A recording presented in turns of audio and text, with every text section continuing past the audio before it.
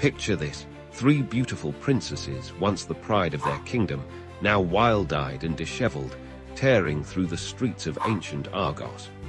Their royal gowns are in tatters, their hair a tangled mess. They shriek and howl, convinced they've been transformed into cows. This is no ordinary madness. This is divine punishment, a curse from the gods themselves. But what could have provoked such wrath? And what does this ancient tale tell us about the complex relationship between gods and mortals in Greek mythology? Welcome to the tragic story of Anaxagoras' madness, a tale of hubris, divine retribution, and the devastating consequences of angering the gods. Our story begins in the sun-drenched kingdom of Argos, ruled by King Protus. The king was blessed with 3 daughters, Lysippe, Iphano, and Iphianassa. These princesses were renowned throughout Greece for their beauty, grace, and royal bearing. But as we'll soon see, even the most blessed can fall victim to the capricious nature of the gods. Now, you might be wondering, who is Anaxagoras? In this context, Anaxagoras isn't a person, but rather another name for King Protus himself.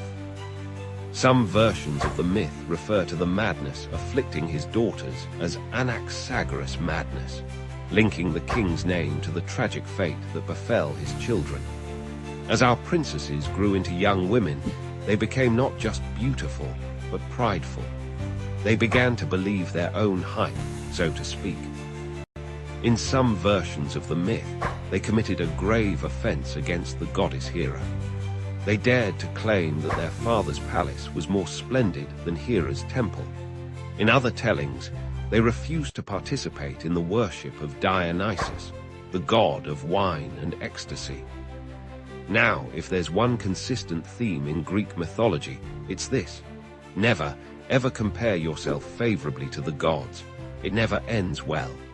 The gods of Olympus were a jealous and vengeful lot, quick to anger and devastating in their punishments. And so it was with our unfortunate princesses. Hera, the queen of the gods, was furious at their disrespect. Known for her quick temper and harsh punishments, she decided to teach these mortal girls a lesson they'd never forget. With a wave of her divine hand, she cast a curse of madness upon the 3 sisters. In other versions, it was Dionysus who punished the girls for refusing to join his cult. The god of wine and revelry had a dark side, and those who spurned his worship often found themselves driven to madness. Regardless of which deity cast the curse, the effect was the same. The once poised and graceful princesses were suddenly gripped by an uncontrollable frenzy. They tore off their fine clothes, abandoned their royal duties, and fled the palace, running wild through the streets of Argos. But their madness took a peculiar form. The princesses became convinced they had been transformed into cows. They began to moo and low, pawing at the ground and trying to graze on grass. They fled the city, roaming the countryside, terrifying the local farmers and wreaking havoc wherever they went. Imagine the shock and horror of the people of Argos. These were their princesses, the daughters of their king, now reduced to this pitiful state. The once proud King Protus was devastated. He watched helplessly as his beloved daughters lost their minds and their humanity. The madness of the princesses didn't just affect them. It spread like a contagion through the women of Argos. Soon, other women began to abandon their homes and families, joining the princesses in their wild rampage across the land. The kingdom was thrown into chaos. Protus was desperate to find a cure for his daughters. He sent word far and wide, seeking anyone who could break the divine curse. But who could undo the work of the gods? Enter Melampus, a legendary seer and healer. Melampus was known for his ability to understand the language of animals and his skill in purification rituals. When he heard of the plight of the princesses, he saw an opportunity. Melampus approached King Protus with an offer. He would cure the princesses in exchange for 1/3 of the kingdom. Protus, in his desperation, refused. The price was too high. But as time passed and the madness worsened, spreading to more and more women of Argos, Protus became increasingly desperate. When Melampus returned, he had raised his price. Now he demanded 2/3 of the kingdom, 1/3 for himself and 1/3 for his brother. With no other choice, Protus agreed. Melampus set to work, performing elaborate purification rituals. He used his knowledge of herbs and his mystical abilities to gradually bring the princesses back to sanity. Some versions of the myth say he chased the women with a group of strong young men, eventually driving them into a temple where he performed the healing ritual. Slowly but surely, the princesses regained their senses. They stopped believing they were cows, ceased their wild behavior, and returned to their human selves.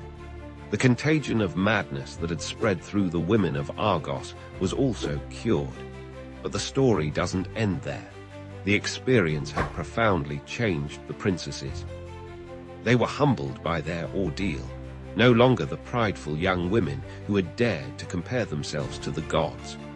They dedicated themselves to the worship of Hera or Dionysus, depending on the version, ensuring they would never again provoke divine wrath. As for Melampus, he became a powerful figure in Argos, ruling over 2/3 of the kingdom alongside Protus. His descendants would go on to play important roles in other Greek myths. So what can we learn from this ancient tale? First and foremost, it's a stark warning about the dangers of hubris. The Greeks believed that excessive pride or self-confidence would invariably lead to nemesis, divine retribution. This theme appears again and again in Greek mythology, from the tale of Arachne, who boasted she could weave better than Athene, to the story of Niobe, who bragged about having more children than Leto. The myth also highlights the Greeks' complex relationship with their gods. The Olympian deities were not distant, benevolent figures, but active participants in mortal affairs, quick to anger and harsh in their punishments. This story reminds us that in the Greek worldview, mortals were always at the mercy of divine whims. Moreover, the tale explores the thin line between sanity and madness. The Greeks were fascinated by the concept of mania, divine madness, which could be both a curse and a source of inspiration. The madness of the princesses, while a punishment, also connects them to the divine in a twisted way. The story of Anaxagoras' madness has inspired artists and writers for centuries. It's been depicted in ancient Greek vase paintings, referenced in classical literature, and reinterpreted by modern authors. The image of the wild, cow-like princesses continues to captivate our imagination, reminding us of the enduring power of these ancient tales. In the end, the myth of Anaxagoras' madness is more than just a cautionary tale about respecting the gods. It's a complex exploration of pride, punishment, and redemption. It reminds us of the fragility of the human mind and the transformative power of humility. And perhaps most importantly, it shows us that even in the face of divine punishment, there's always hope for healing and redemption. As we reflect on this ancient story, we might ask ourselves, how do we balance confidence with humility in our own lives? How do we respond when faced with circumstances beyond our control? And what will we be willing to sacrifice to save those we love from suffering? These are the questions that have made Greek mythology endure for thousands of years. They speak to fundamental human experiences and emotions that resonate across time and cultures. The madness of Anaxagoras' daughters might seem far removed from our modern world, but the themes it explores, pride, punishment, desperation, and redemption, are as relevant today as they were in ancient Greece. So the next time you feel tempted to boast about your achievements or compare yourself favorably to others, remember the tale of the princesses of Argos.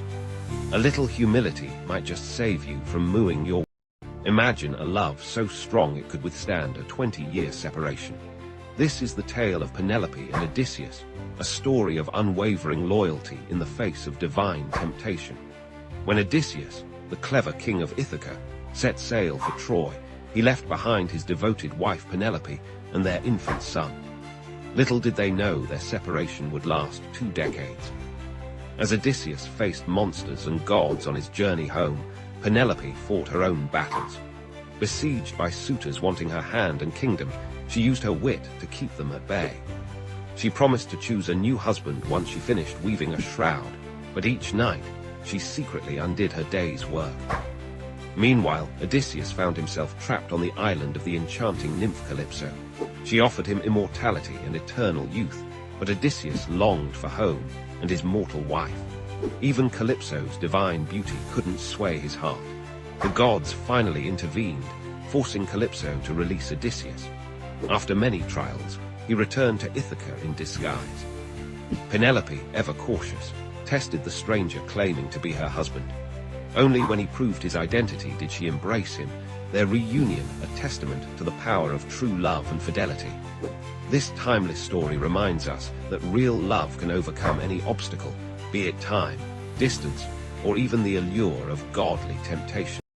What would you sacrifice for love? Would you betray your family, your city, your entire world? This is the story of a princess who did just that, forever changing the course of history. In the world of ancient Greece, where gods and mortals intertwined, stood the mighty city of Troy. Its towering walls, said to be built by the gods themselves, had withstood countless sieges. But as we'll soon discover, sometimes the greatest threat comes from within. Our tale begins in the 10th year of the Trojan War, a conflict that had raged for a decade, pitting the great heroes of Greece against the defenders of Troy. The war had started when Paris, a Trojan prince, stole away with Helen, the wife of a Greek king. Now, the shores of Troy were lined with 1,000 Greek ships, their warriors determined to bring Helen home and Troy to its knees. But our story isn't about Helen, Paris, or the famous heroes like Achilles and Hector. It's about a lesser-known figure, Laodicea, a Trojan princess, daughter of King Priam and Queen Hecuba. Laodicea was known for her beauty and her devotion to Troy. Yet, fate had other plans for her. One day, as Laodicea stood on the walls of Troy, watching the battle rage below, her eyes met those of a Greek warrior. This was no ordinary soldier, but Achames, son of Theseus, a hero in his own right. In that moment, something sparked between them, a connection that would soon blossom into a forbidden love. Despite the war that divided them, Laodicea and Achames found ways to meet in secret. They shared stolen moments away from the prying eyes of both Trojans and Greeks. With each encounter, their love grew stronger, and so did Laodicea's in a conflict. On one side stood her loyalty to Troy, her family, and everything she had ever known. On the other, a love so powerful it seemed to transcend the bitter war around them. Laodicea was torn, caught between two worlds, two loyalties. As the war dragged on, the situation in Troy grew desperate. Food was scarce, morale was low, and the once impenetrable walls began to show signs of wear. The Greek army, led by the clever Odysseus, had come up with a new strategy, a giant wooden horse, presented as a gift to the Trojans. Most Trojans saw the horse as a sign of Greek surrender, a tribute to their endurance. But Laodicea knew better. In one of their secret meetings, Achames had revealed the truth. The horse was a trap, filled with Greek warriors waiting to strike. Now, Laodicea faced the most difficult decision of her life. Should she warn her people, potentially saving Troy but losing Achames forever? Or should she keep the secret, betraying her city for a chance at love and a new life in Greece? In the end, love won out. When night fell and the city slept, Laodicea made her way to the gates of Troy. With trembling hands, she unlocked them, allowing Achames and his fellow Greeks to enter the city undetected. What followed was a night of terror and destruction. The Greeks poured out of the wooden horse, catching the Trojans completely off guard. The city that had stood for centuries fell in a single night. The screams of the dying and the roar of flames filled the air as Troy burned. Laodicea watched in horror as her home crumbled around her. The full weight of her decision crashed down upon her. She had saved her love, but at what cost? Her family, her people, everything she had ever known was being destroyed before her eyes. In the chaos of the falling city, Laodicea and Achames managed to escape. They boarded a Greek ship, setting sail for a new life together. But as Troy faded into the distance, shrouded in smoke and flame, Laodicea was haunted by the consequences of her actions. The story of Laodicea and the fall of Troy raises profound questions about the nature of love, loyalty, and the choices we make. Was Laodicea right to follow her heart, even at the cost of her city's destruction? Or should duty and loyalty to one's people always come first? These are not just questions for the ancient world. Even today, we often find ourselves torn between conflicting loyalties, between love and duty, between personal desires and societal expectations. Laodicea's tale reminds us that our choices, especially in matters of the heart, can have far-reaching consequences. The fall of Troy marked the end of an era in Greek mythology. It was a pivotal moment that spawned countless other stories: the wanderings of Odysseus, the tragedy of Agamemnon, the founding of Rome by Aeneas. And at the heart of it all was Laodicea's fateful decision. In the years that followed, Laodicea's story was told and retold. Some portrayed her as a tragic heroine, torn between love and duty. Others saw her as a cautionary tale about the dangers of betrayal. Greek playwrights and poets would revisit her story, exploring the complexities of her choice and its aftermath. The tale of Laodicea and the fall of Troy has echoed through the centuries, inspiring artists, writers, and thinkers. It has been depicted in ancient pottery, Renaissance paintings, and modern literature. The image of Troy burning, with Laodicea and Achames fleeing by ship, has become an enduring symbol of love's power to both create and destroy. But perhaps the most important legacy of Laodicea's story is how it reflects our own struggles with difficult choices. We may not be princesses or warriors, and the fate of cities may not hang in the balance, but we all face moments where we must choose between competing loyalties. Do we follow our hearts, even if it means hurting those close to us? Do we prioritize our own happiness over our obligations to others? These are questions that Laodicea grappled with, and they are questions that we still grapple with today. In the end, the story of Laodicea opening the gates of Troy is more than just a tale from Greek mythology. It's a reflection on the human condition, on the choices we make, and the prices we pay for them. It reminds us that love, while powerful and often beautiful, can also lead to devastating consequences. As we reflect on Laodicea's choice, we're invited to consider our own lives. What would we do in her position? What are we willing to sacrifice for love? And how do we balance our personal desires with our responsibilities to others? These are not easy questions to answer, but by exploring stories like Laodicea's, we gain insights into our own nature. We see the complexity of human emotions, the weight of our decisions, and the far-reaching impacts of our actions. The fall of Troy may have happened in the realm of myth, but the dilemmas it presents are very real. In Laodicea's story, we see our own struggles reflected. We see the power of love, the pain of betrayal, and the eternal conflict between heart and duty. As we close this chapter of Greek mythology, let's carry with us the lessons of Laodicea.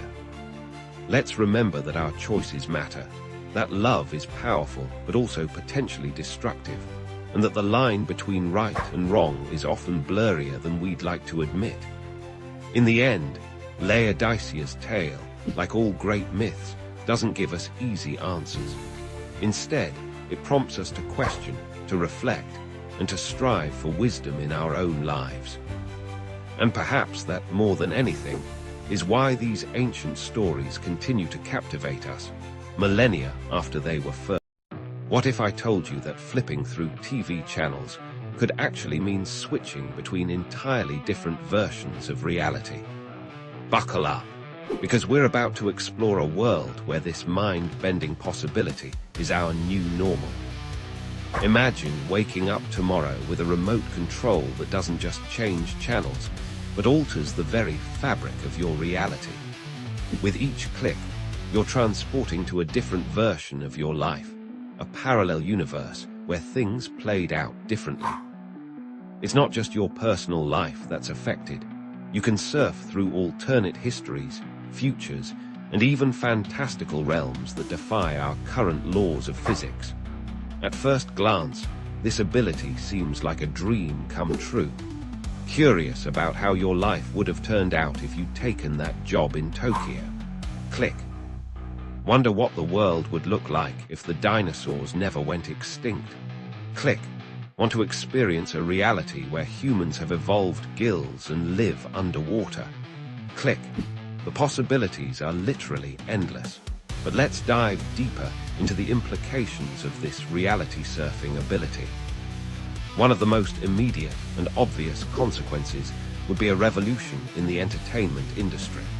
Traditional TV and movies would become obsolete overnight. Why watch a scripted show when you can experience countless real alternate realities? The concept of binge watching would take on a whole new meaning as people spend hours, even days, exploring different versions of reality. However, this leads us to a less obvious but potentially more significant effect: the psychological impact of seeing alternate versions of our lives. Imagine witnessing a reality where you made different choices and ended up significantly happier, more successful, or with a completely different family. How would this knowledge affect your mental health and satisfaction with your current reality? This brings us to an intriguing second-order effect, a fundamental shift in how we make decisions. With the ability to peek into the outcomes of different choices, would we become paralyzed by the weight of infinite possibilities? Or would we become more confident in our decisions, having seen the potential outcomes? The very nature of free will and determinism would be called into question. But here's where things get really interesting. What if, in the process of surfing through realities, we discover that our actions in one reality can have ripple effects in others? This could lead to the emergence of reality brokers, individuals or organizations that specialize in navigating and manipulating the complex web of interconnected realities. Take a moment to consider the ethical implications. If you could prevent a tragedy in another reality by making a small change in your own, would you do it? What if that change negatively impacted your life? The moral dilemmas would be unprecedented and could reshape our entire concept of ethics and responsibility. Now, let's explore a surprising second-order effect: the potential development of a universal language.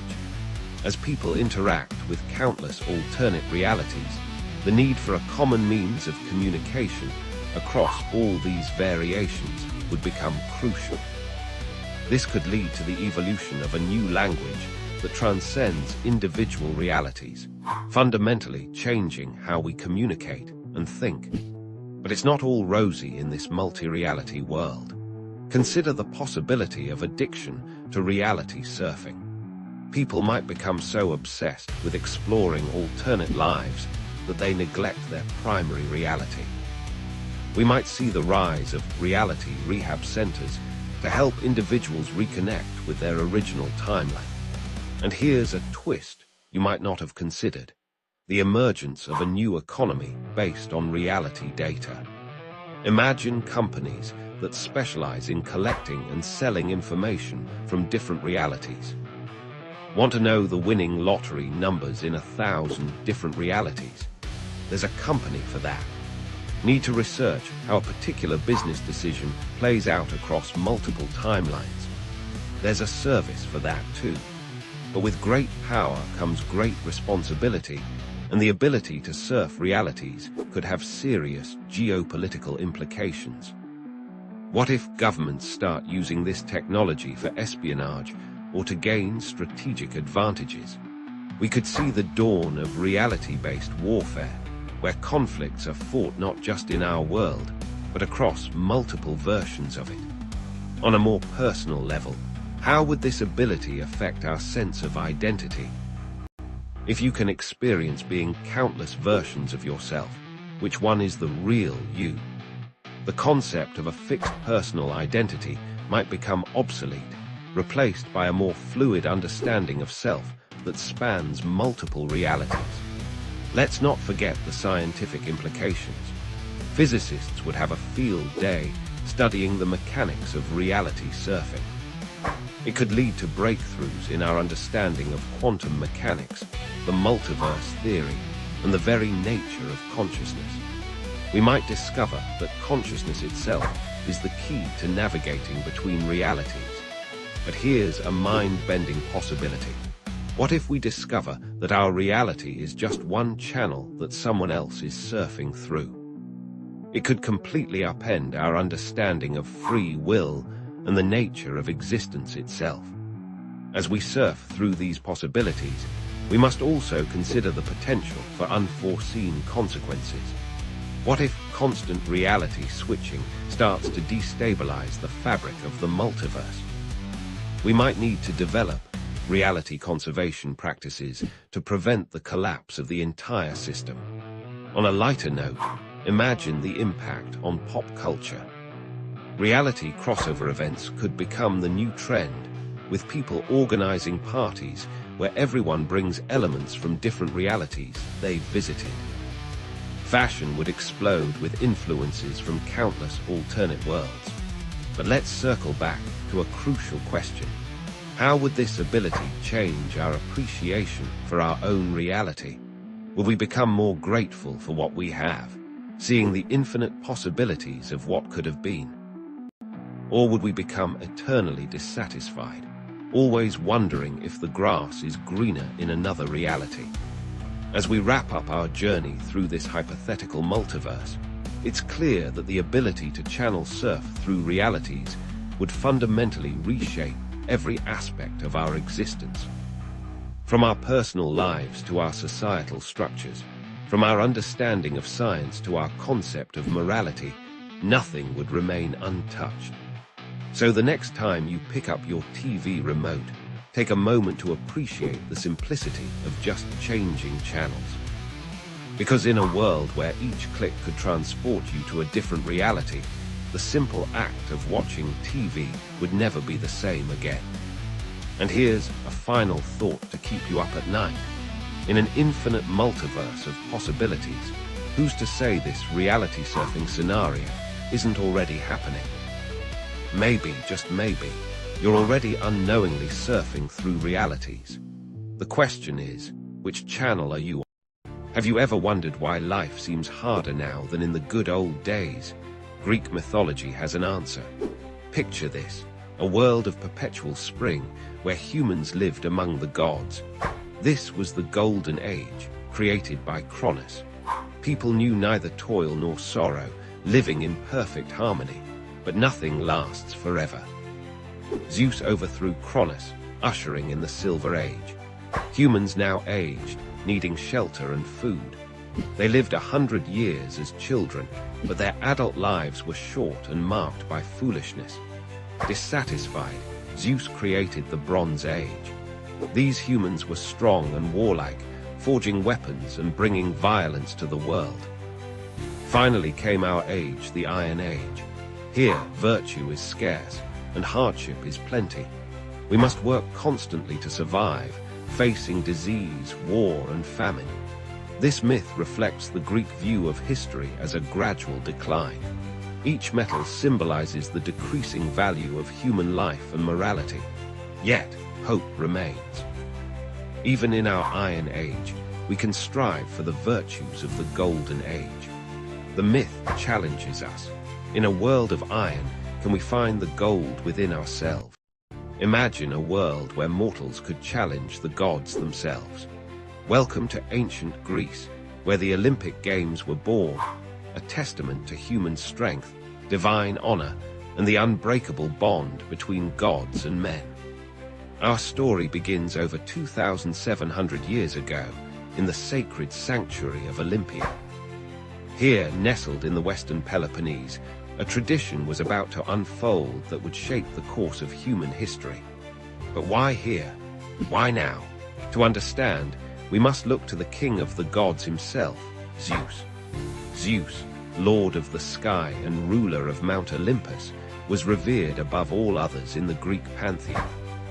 His power was unmatched, his wisdom unparalleled, and it was in his honor that the first Olympic Games were held. Legend has it that Zeus once wrestled his own father, Cronus, for control of the universe. Their epic battle shook the foundations of the earth, and when Zeus emerged victorious, he established his reign over gods and mortals alike.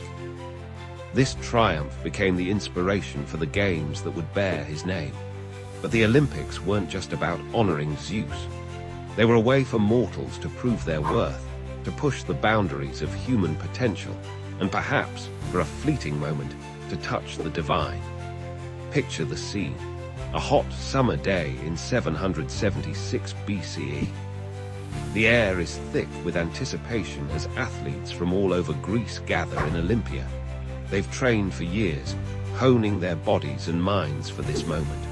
Among them stands Korobos, a humble cook from the nearby city of Elis. Little does he know, he's about to make history. As the games begin, a hush falls over the crowd. The first event is announced, a foot race, a single sprint across the stadium.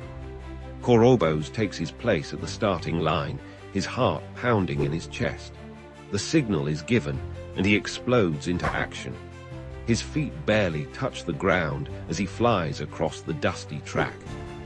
The world around him blurs, and for those few precious seconds, Korobos feels the power of the gods coursing through his veins.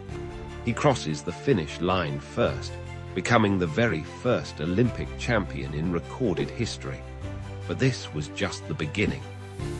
Over the next 5 days, athletes would compete in a variety of events, each designed to showcase different aspects of human excellence.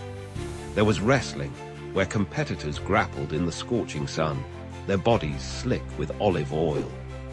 The discus throw, where athletes launched a heavy stone disc, aiming for distance and precision.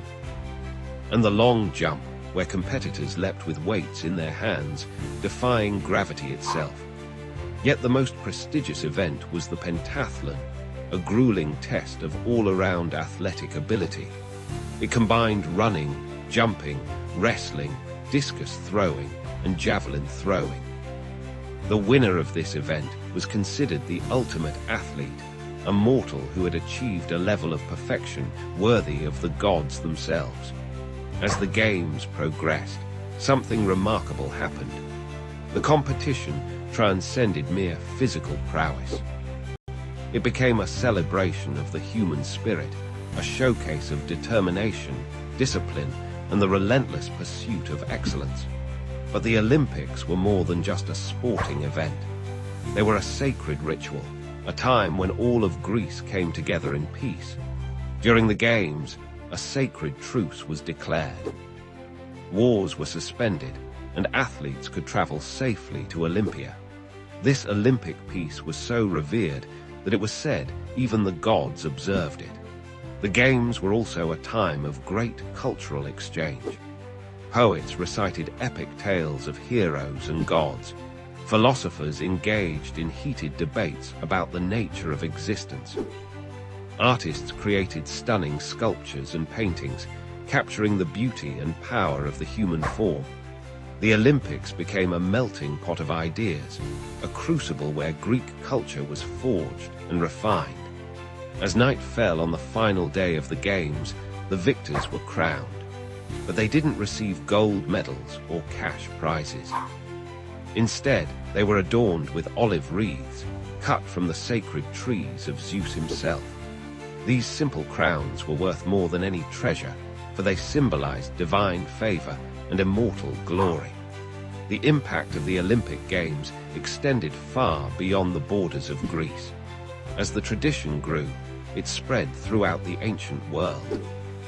The Games became a model for other athletic competitions, inspiring similar events in Rome, Egypt, and beyond.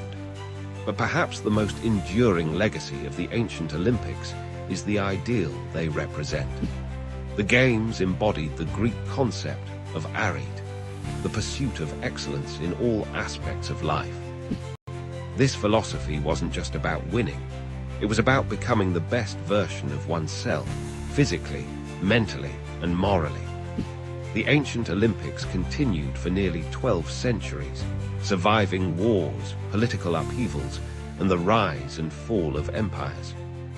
They were finally abolished in 393 CE by the Roman Emperor Theodosius I, who saw them as a pagan ritual incompatible with Christian beliefs. Yet the spirit of the Olympics refused to die. It lay dormant for centuries, waiting for the right moment to resurface. That moment came in 1896, when the modern Olympic Games were born. Inspired by the ancient tradition, these new games sought to recapture the glory and ideals of their predecessors. Today, the Olympic Games continue to captivate the world. Every 4 years, athletes from across the globe come together, just as they did in ancient Olympia. They compete not just for medals, but for the chance to write their names in the annals of history, to join the ranks of heroes who have pushed the limits of human achievement. As we watch modern Olympians perform seemingly impossible feats, we're connected to those ancient Greeks who first gathered to honor Zeus. We're reminded that the human spirit is capable of incredible things, that with dedication and perseverance, we can all touch the divine. The story of the first Olympic Games is more than just a tale from Greek mythology. It's a testament to the enduring power of human ambition, the unifying force of friendly competition, and the timeless quest for excellence.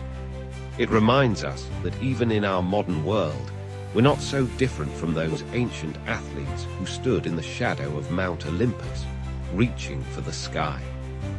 So the next time you watch the Olympics, remember Korobos and his fellow athletes. Remember the sacred olive groves of Zeus and the hallowed grounds of Olympia. For in those moments of sporting brilliance, we're not just witnessing a competition, we're participating in a tradition that has shaped human civilization for nearly 3 millennia. The Olympic flame continues to burn brightly, a beacon of hope and inspiration for all humanity. It challenges us to be faster, higher, and stronger, not just in sports, but in all aspects of our lives. And in doing so, it keeps alive the spirit of those first games, where mortals dared to compete. Imagine being offered eternal life, youth, and the love of a goddess. Now imagine turning it all down. Sounds crazy, right?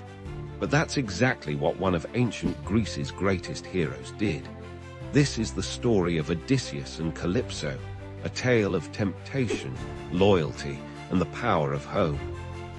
Our story begins on the shores of a mystical island called Ogygia, hidden somewhere in the vast expanse of the Mediterranean Sea.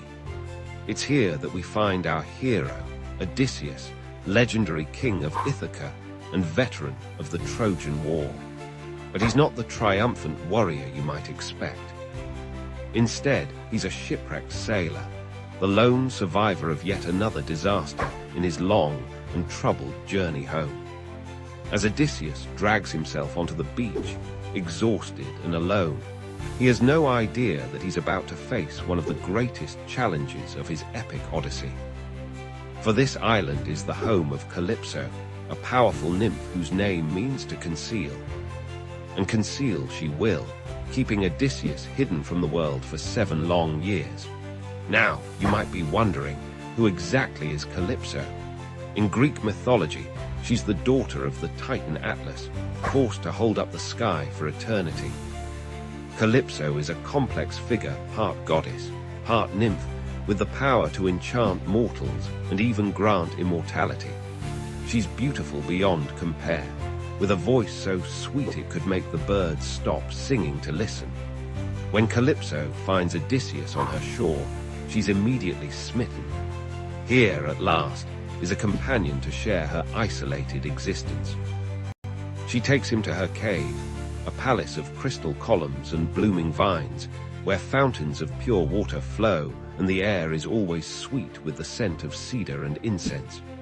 Calypso offers Odysseus everything: comfort, luxury, and her undying love. She even promises him the ultimate gift: immortality. Imagine never growing old, never fearing death, living forever in a paradise with a beautiful goddess. It's an offer that would tempt even the strongest-willed mortal. But Odysseus is no ordinary mortal. He's the man of 1,000 tricks, the great strategist of the Trojan War, and the king who's been trying to return to his kingdom for a decade. More importantly, he's a man with a wife waiting for him back home. Penelope, Odysseus' wife, is a legend in her own right. For 20 years, she's been fending off suitors who want to claim Odysseus' throne, believing him dead.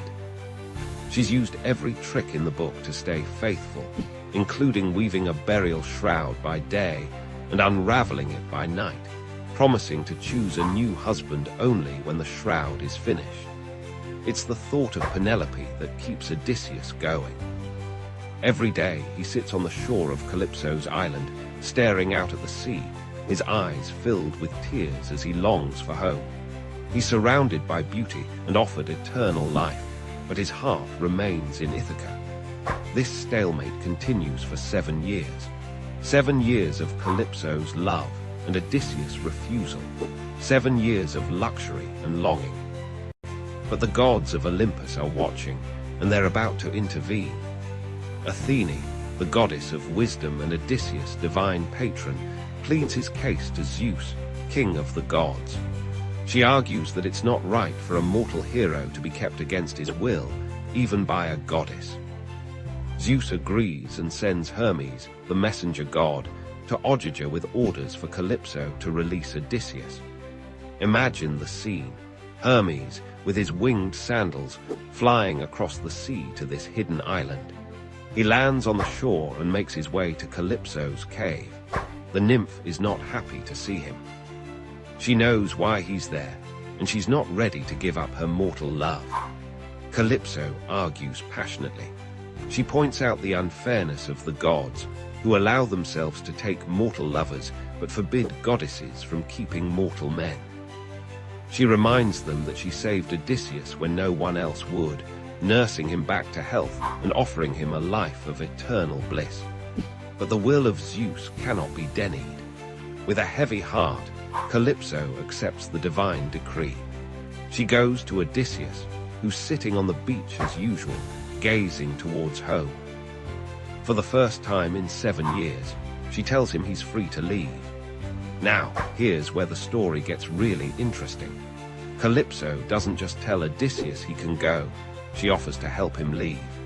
She provides him with tools to build a raft, supplies for the journey, and even favorable winds to speed him on his way. It's a testament to her love that even in letting him go, she seeks to protect him. But before Odysseus leaves, Calypso makes one last attempt to persuade him to stay. She reminds him of what he's giving up: eternal youth, immortality, and her undying love. She warns him of the dangers he'll face on his journey home and the uncertain welcome that might await him after so many years away. In response, Odysseus gives a speech that's become one of the most famous in all of Greek literature. He acknowledges Calypso's beauty and the temptation of her offer. But then he says something profound. He would rather die as a mortal, surrounded by his family and people, than live forever in isolation. This moment captures the essence of what makes Odysseus a hero in Greek mythology. It's not just his strength or cunning, but his very human desires and his willingness to face mortality for the sake of love and home. He chooses the richness of mortal life with all its joys and sorrows, its triumphs and failures, over the static perfection of immortality. As Odysseus sets sail on his makeshift raft, Calypso stands on the shore watching him go. It's a bittersweet moment, the end of 7 years of love and the beginning of Odysseus' final journey home. The sea stretches out before him, full of dangers, but also full of promise. This story of Odysseus and Calypso is more than just a myth. It's a reflection on what it means to be human. It asks us to consider what we value most in life. Is it comfort and security? Or is it the connections we make with others, the sense of belonging to a place and a people? The tale has inspired countless works of art and literature over the centuries. Poets, painters, and sculptors have all tried to capture the moment of Odysseus' departure or Calypso's sorrow. The theme of temptation and the journey home has echoed through stories from ancient times to the present day. In our modern world, we might not face nymphs offering immortality, but we often find ourselves torn between comfort and challenge, between the easy path and the one that leads us back to our true selves. Odysseus' choice reminds us that sometimes the most heroic act is simply to remain true to who we are and where we come from. As we close this chapter of Odysseus' epic journey, we're left with a powerful message: that the love of home and family, the desire to live a full and meaningful life among our own people, can be stronger than even the temptation of eternal life. It's a reminder that in the end, it's not how long we live that matters, but how well we live and how true we stay to ourselves. Odysseus' story doesn't end here, of course. He still has many trials to face before he reaches Ithaca. But in this moment, as he sails away from Calypso's island, he's taken a crucial step. He's reaffirmed his identity, his values, and his ultimate goal. And in doing so, he's shown us all what it truly means to be a hero. What if the entire universe existed within a single grain of sand? This mind-bending concept isn't just a flight of fancy, but a glimpse into the profound wisdom of ancient Hindu philosophy. Welcome to the world of the Upanishads, where the boundaries between the infinite and the finite blur, revealing the hidden nature of reality itself. The Upanishads are a collection of philosophical texts that form the theoretical foundation of Hindu spirituality. Composed over 2,500 years ago, these sacred scriptures contain some of the most profound insights into the nature of existence, consciousness, and the universe. At their core lies a revolutionary idea: the relationship between the bounded and the boundless, the finite and the infinite. Imagine you're standing on a vast, endless ocean. The water stretches as far as the eye can see in every direction. This ocean represents Brahman, the ultimate reality, infinite and all-encompassing. Now scoop up a handful of water. This handful represents you, me, and everything we perceive in our finite world. The Upanishads teach us that just as the water in your hand is identical to the water in the ocean, our individual consciousness is, in essence, the same as the infinite consciousness of Brahman. This concept is encapsulated in one of the most famous Upanishadic statements, tat-tvamasi, or that thou art. It means that your true self, your innermost essence, is one with the ultimate reality of the universe. It's a profound declaration of unity, suggesting that the divine is not something external or separate from us, but the very core of our being. But how can we, limited beings, comprehend the infinite? The Upanishads offer us a beautiful analogy. Picture a pot made of clay. The pot has a distinct shape, size, and purpose. It's finite and bounded, but what is it made of? Clay. The clay exists before the pot, gives the pot its form, and remains after the pot is broken. In this analogy, the clay represents Brahman, the infinite reality, while the pot represents all finite forms and beings in the universe. This brings us to another key teaching of the Upanishads, the concept of Maya, or illusion. Maya is what makes us perceive the world as separate, distinct entities rather than as manifestations of the same underlying reality. It's like watching a movie and getting so engrossed that you forget you're looking at a flat screen. The characters and events seem real and separate, but they're all projections of the same light source. The Upanishads don't just present these ideas as abstract philosophy. They bring them to life through dialogues and stories. One of the most famous is the conversation between the sage Uddalaka and his son Svetaketu. Uddalaka asks his son to bring him a fruit from a nearby banyan tree. He then asks Svetaketu to break it open. "What do you see inside?" Uddalaka asks. "Tiny seeds, father," Svetaketu replies. "Break one of the seeds open. What do you see now?" "Nothing, father." Uddalaka then delivers the profound lesson. "My son, that subtle essence which you do not perceive there, in that very essence stands the being of the huge banyan tree. In that which is the subtle essence, all that exists has its self. That is the true, that is the self, and you, Svetaketu, are that." This story beautifully illustrates how the infinite can exist within the finite, how the boundless can be found within the bounded. Just as the entire potential of a massive banyan tree exists within its tiny, seemingly empty seed, the infinite Brahman exists within each of us. But the Upanishads don't stop at mere philosophy. They offer practical wisdom for living in light of this profound truth. If we are all manifestations of the same infinite reality, then the barriers between us are illusory. This realization naturally leads to compassion, unity, and a sense of interconnectedness with all beings.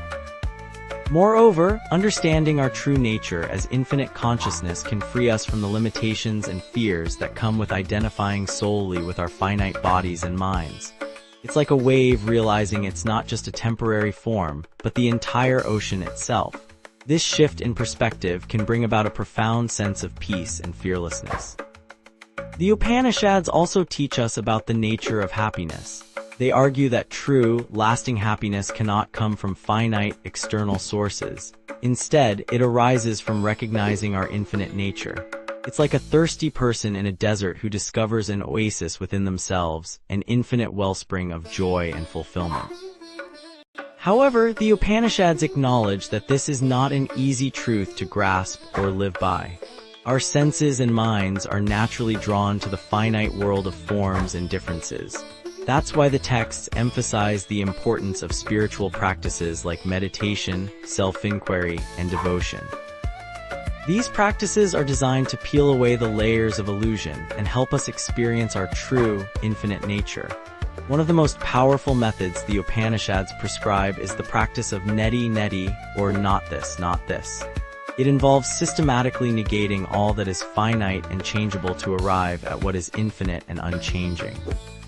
It's like peeling an onion layer by layer until you reach the core, or in this case, until you realize that you are the core itself.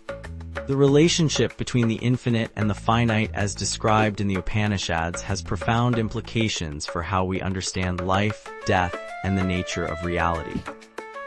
If our true self is infinite and eternal, then death loses its sting. The Upanishads compare it to a river merging with the ocean, not an end, but a return to our true, boundless nature. Moreover, this philosophy offers a unique perspective on the meaning of life. Instead of seeing life as a journey from birth to death, the Upanishads present it as an opportunity for self-realization, for the finite to recognize its infinite nature. It's like a game of cosmic hide-and-seek, where the infinite plays at being finite, only to rediscover its true self. As we conclude our exploration of this profound teaching, let's return to our initial question. What if the entire universe existed within a single grain of sand? The wisdom of the Upanishads suggests that this is not just a fanciful idea, but a profound truth about the nature of reality. The infinite exists within the finite, the boundless within the bounded, waiting to be discovered. In our modern world of fast-paced change and apparent fragmentation, the timeless wisdom of the Upanishads offers a refreshing perspective. It reminds us of our inherent unity, our boundless potential, and the profound peace that comes from recognizing our true nature.